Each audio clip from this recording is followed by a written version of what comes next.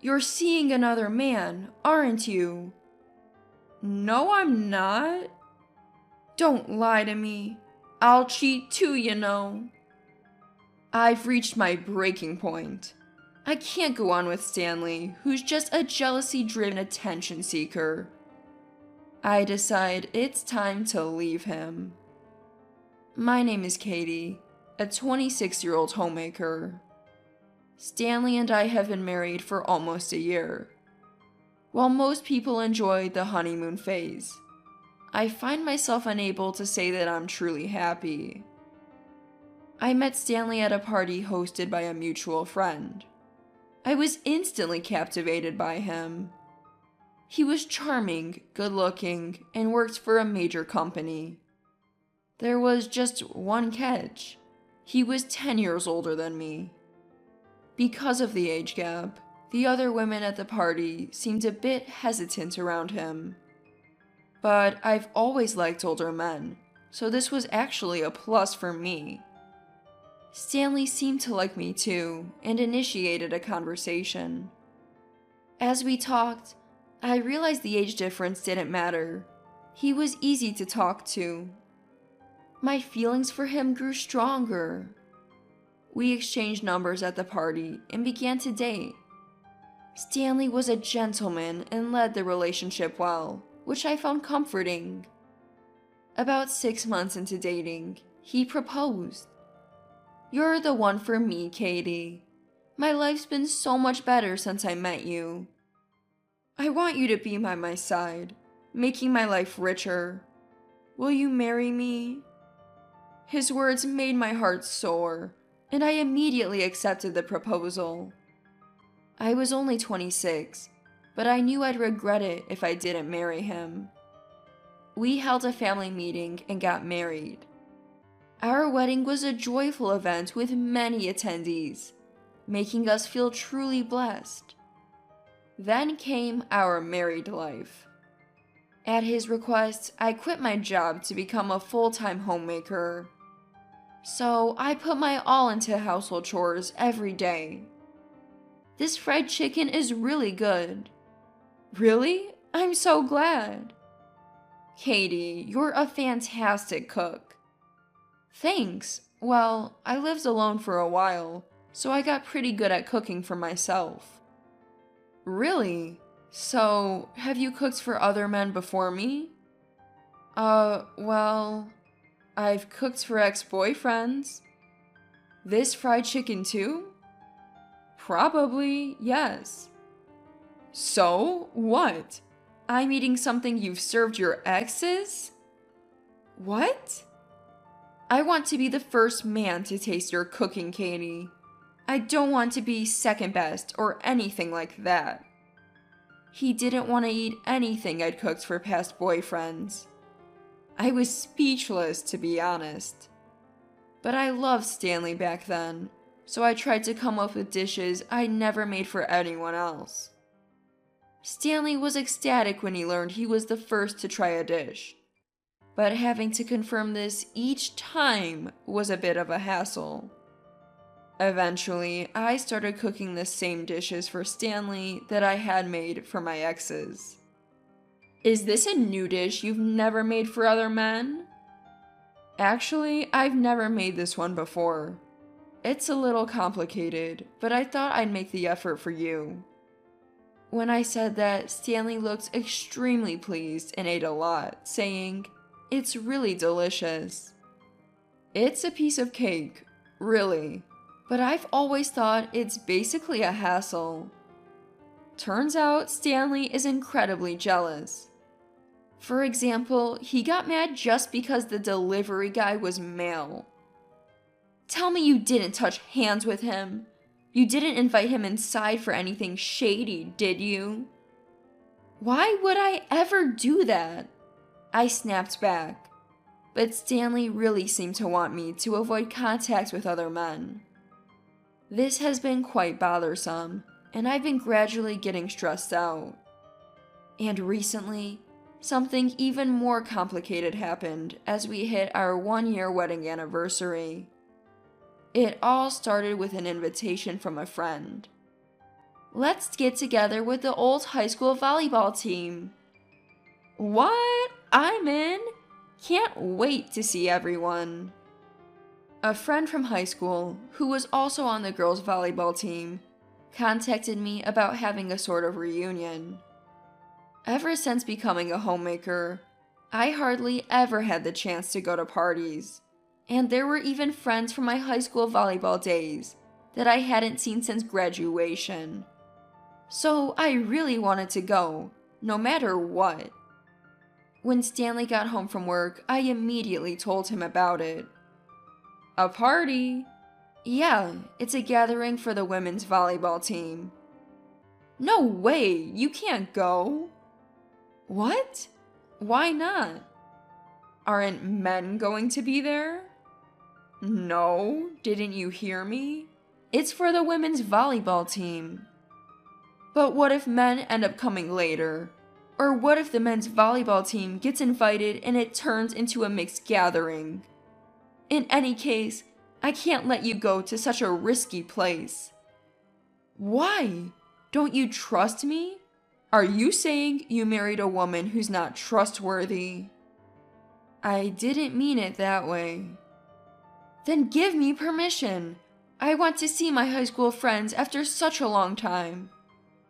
Okay, fine. Stanley reluctantly gave me permission to go to the party. Jeez.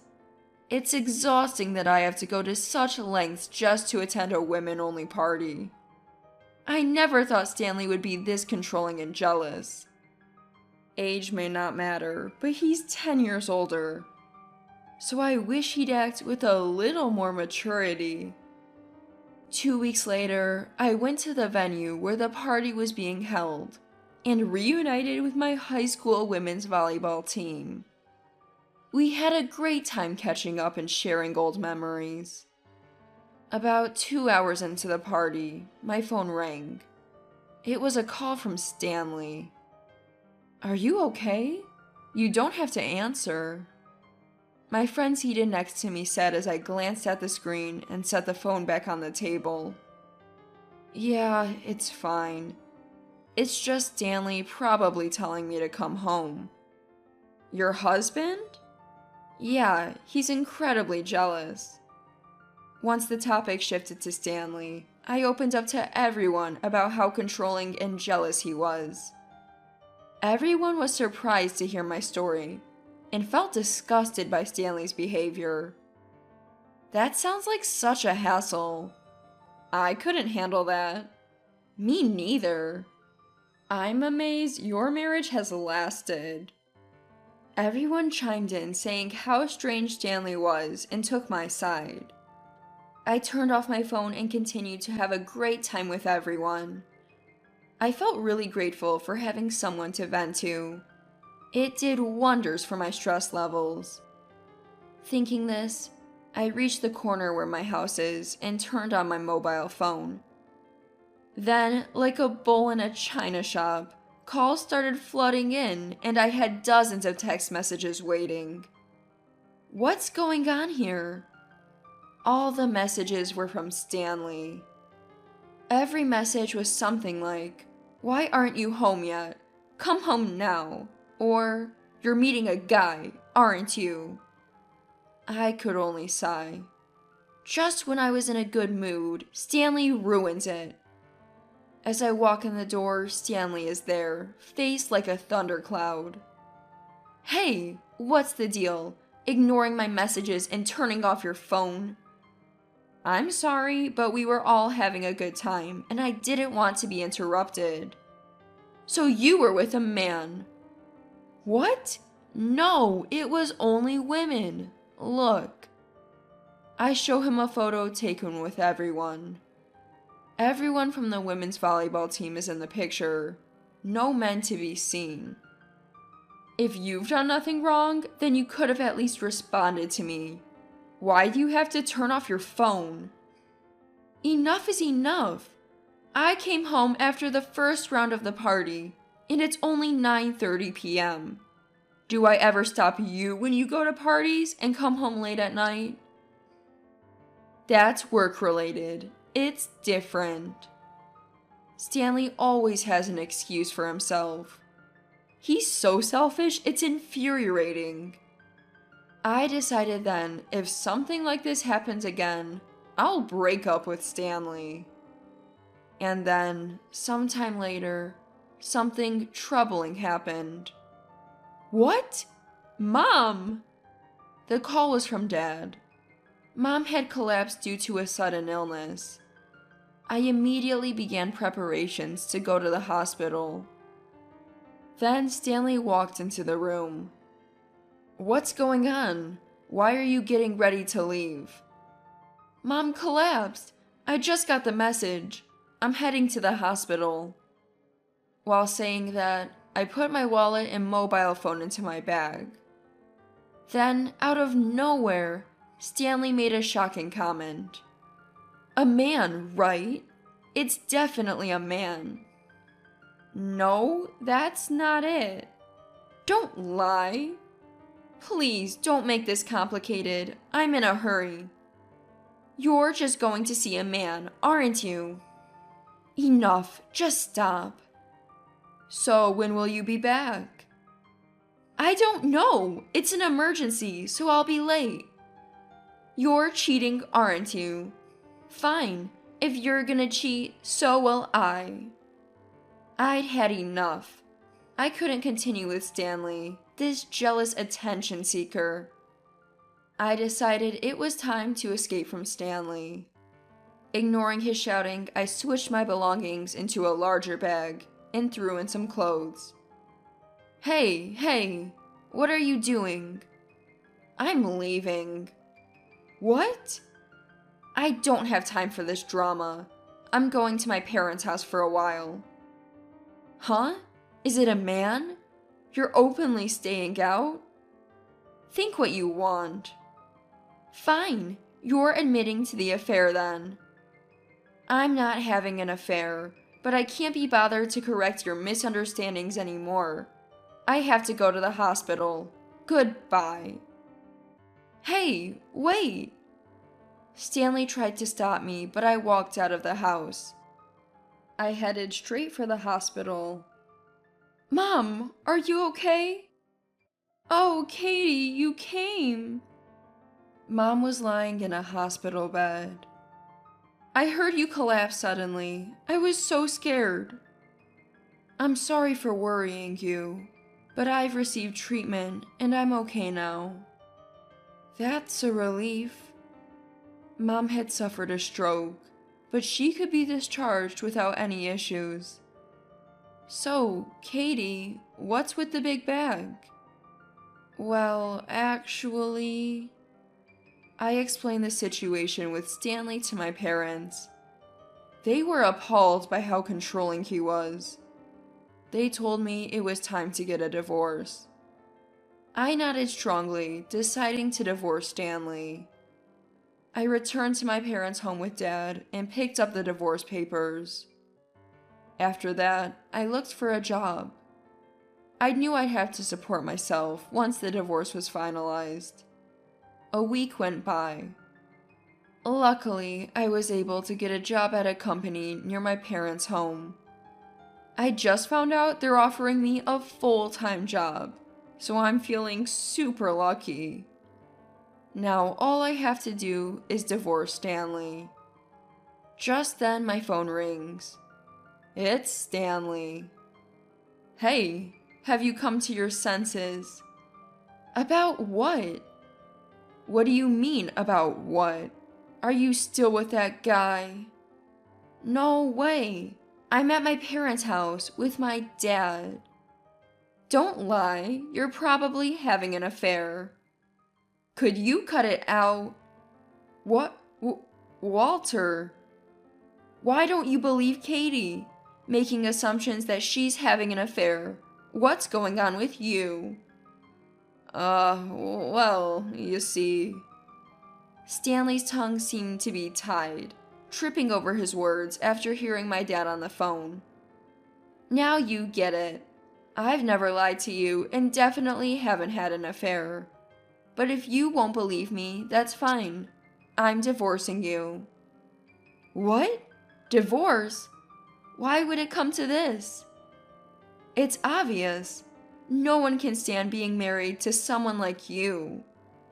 So you're leaving me too? What do you mean, too? Well, you see. Answer me. What are you talking about? Stanley, answer her. Actually, I have been divorced before. What?